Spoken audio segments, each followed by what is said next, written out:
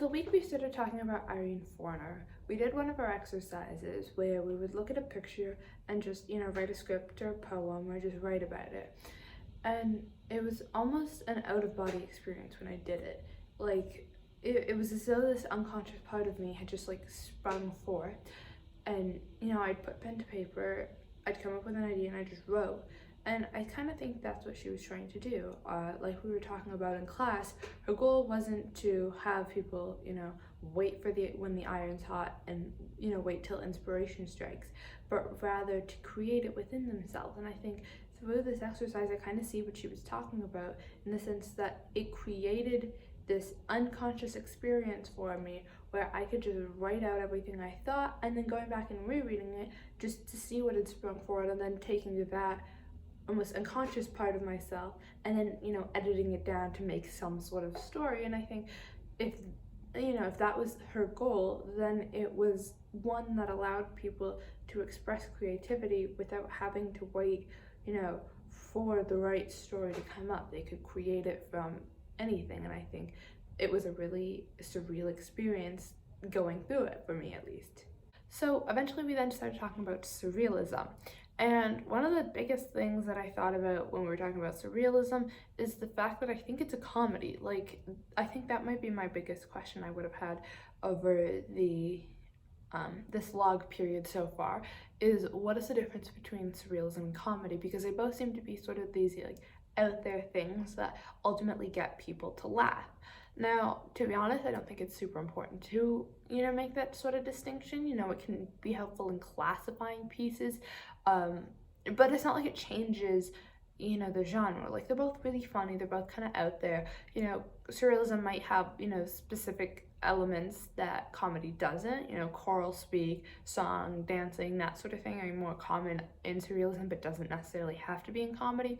But I think differentiating the two isn't necessarily important. What I think is important about surrealism is the fact that it allows people to discuss topics that might be considered uncomfortable or taboo in a serious setting. It allows them to think about and discuss it. I remember one of the improv exercises that one of the groups had done was about somebody coming out to their parents about being gay and the parents not being happy about it. And in the realist version, it was so uncomfortable. It was like, oh my goodness, this isn't okay. They should accept their son. But in the surrealist version, through turning that into a comedy, it made people laugh, so it made people less uncomfortable, but people, the audience still understood what was going on, that the parents weren't accepting them, and it allowed them to think about this topic in a way that didn't make them uncomfortable, but still made them understood that these sorts of things are important. So I think, one of the biggest benefits of surrealism is that it allows people to talk about issues that are considered taboo in a way that's a little bit more comedic, and thus makes people a little bit more comfortable to talk about these subjects. The last thing I wanted to talk about was propaganda versus education versus art. Now, I find that propaganda and education are really, really similar in the sense that they're meant to teach you something.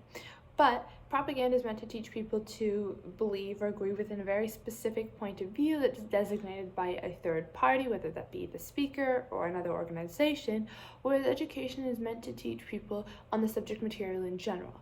And while people may argue that because education, teaching in schools and that sort of education, is set to a curriculum that's made by the government, it's not as, it's a little bit more propaganda. What I would say to that is, teachers aren't forced, at least in Canada, aren't forced to teach a very specific point of view, and B, teachers can veer off to, on different tangents and stuff, which thus allows the audience, the students, to get a more fuller picture of what's being said. Plus, it allows that, or it means that the teacher isn't necessarily teaching their point of view or their beliefs, and so it's a little bit different from propaganda, even within the school system. Now, when it comes to art, propaganda and education play a role in the art moral. If the moral of the art piece is seen as good and people agree with it, it's considered educational. If it's seen as bad, if the people disagree with it, then it's seen as propaganda.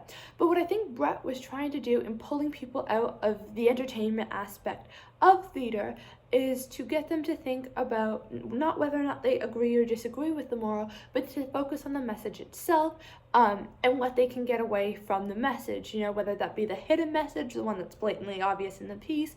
It's meant to focus not on the moral, not on whether it's educational or propaganda, but on the message itself.